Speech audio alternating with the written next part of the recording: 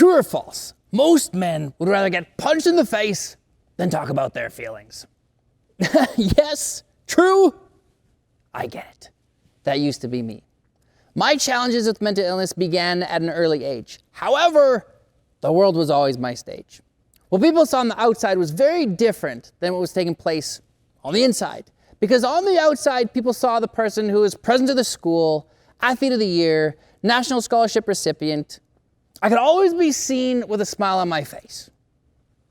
Correct me if I'm wrong, but just because someone is smiling does not mean that they are happy. We live in a society where men are taught to be strong, independent, in control. I grew up in a time where it wasn't modeled to be vulnerable or to reach out for help. I had no idea how to talk about my pain. And because I didn't talk about my pain, who suffered more than anyone else? Me.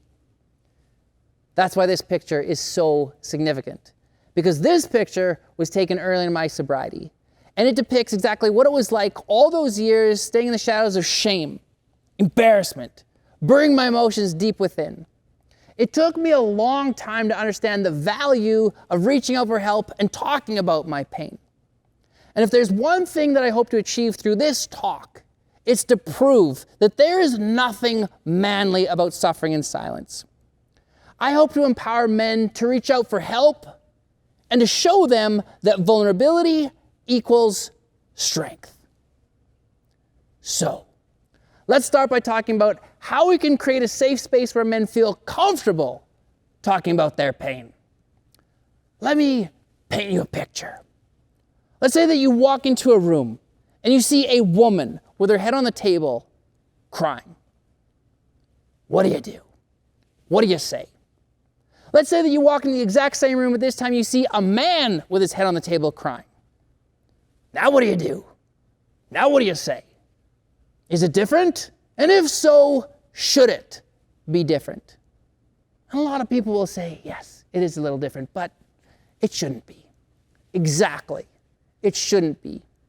I think that the approach can be this simple. I don't mean to pry. I just want to let you know I'm concerned. I just want to let you know I'd be more than happy to listen if you ever needed to talk. Done. That's it. Do you know why that's so powerful? I believe that we have two basic needs. The first one, see me. Second one, hear me. You put a statement like that out there, you just said, I see you. And you have now given them an invitation to be heard. Whether or not they act on that invite is completely out of your control. But they now know that there's a place that they can go to when they're ready to talk. And here's the thing. They likely won't want to talk right away. It might take a week, a month, a year. But when they are ready to reach out, it is imperative that we drop what we're doing, validate the courage that it took for them to reach out, and just listen. That's it. Listen. Elders always remind us that we have 2 ears and 1 mouth for a reason. I think this is one of the greatest gifts that we can ever give somebody, the space where they feel comfortable enough to talk about their pain. But here's the problem. Even after an approach like this, many men remain hesitant to reach out for help, and it's literally killing us. Men, we're dying at a suicide rate that is 3 times greater than women. Why? Why is it so difficult for us as men to reach out for help? That's what I wanted to figure out. So in my latest book, Mental Health, It's Time to Talk, I did just that. And I sat down with a lot of men who have persevered through various challenges related to mental health. Together, we explored what it meant to be a man. We identified barriers that prevented us from reaching out for help, and we smashed through them in the hopes that the next generation of men wouldn't have to fight so hard. One of the men that I interviewed was Murray Drew. Murray used to always say, I would rather die than ask for help. I'd rather die than ask for help. That is the very reason why, to this day, headlines can still read, women seek help, men die. Eventually, Murray's wife, her name was Bev, gave him the ultimatum: see a doctor or see yourself out the door. What does Murray choose?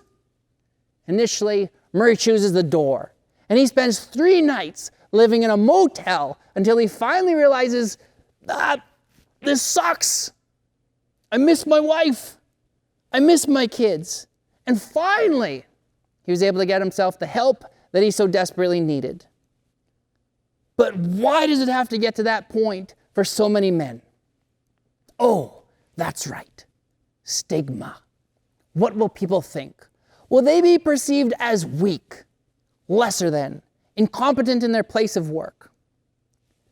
Here's what I found interesting. Every single man had similar fears, but what they thought was going to happen did not happen. When they were finally able to reach out to a person of trust, they were not met with judgment. It was the complete opposite. They were met with compassion and, dare I say, love.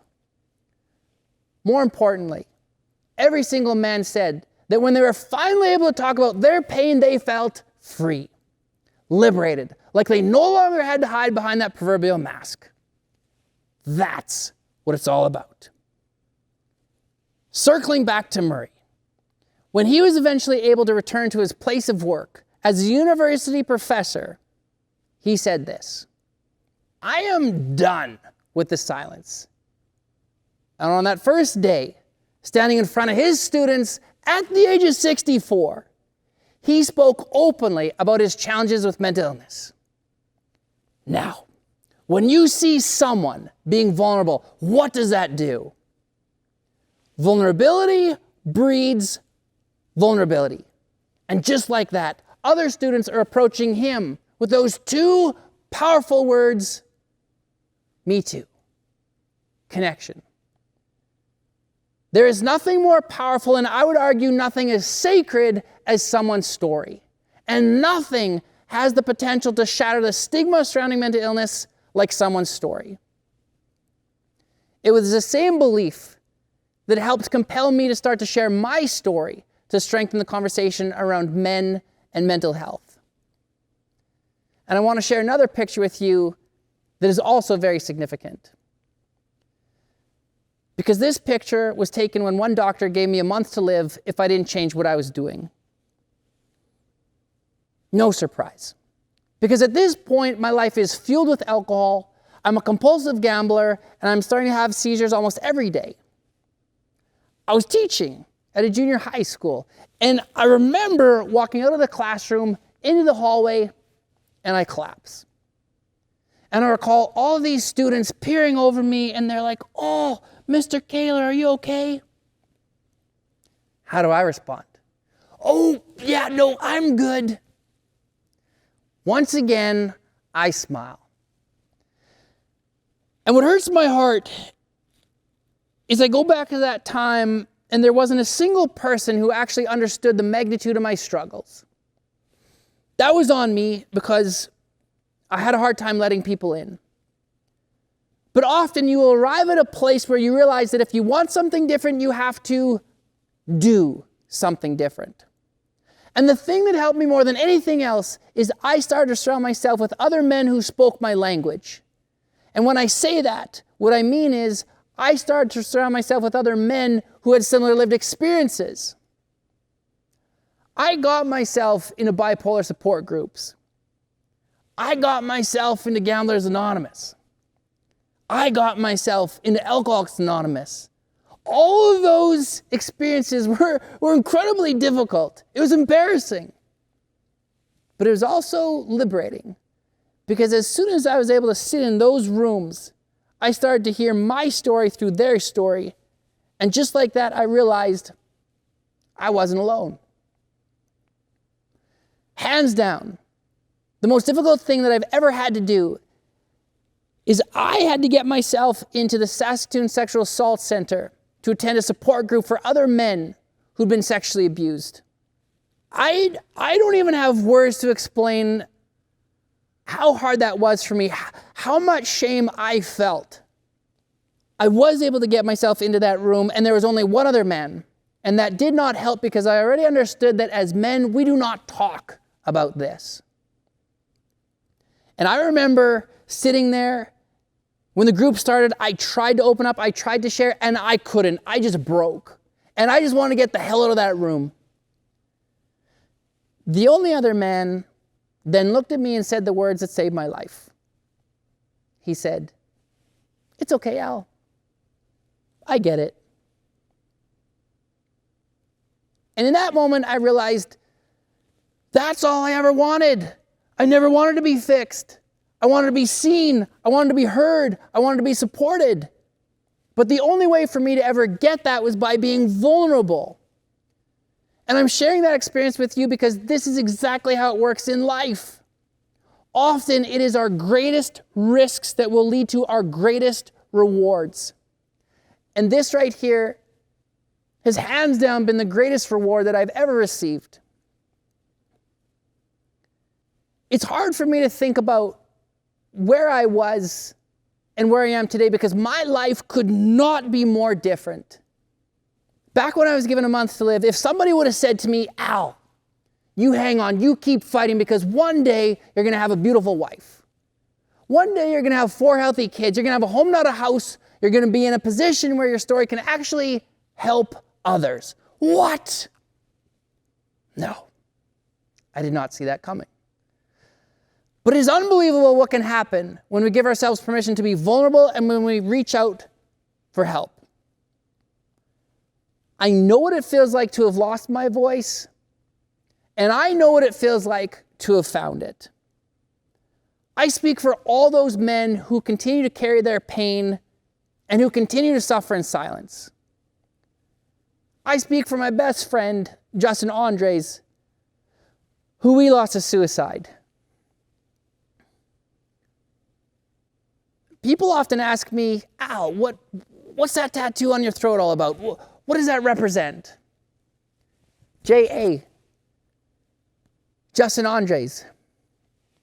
I traced over his initials and I put them on my throat as a reminder that I am done with the silence. And I surrounded it with the phoenix, which is all about rising up from the ashes. Together, we must rise. Together, we will rise.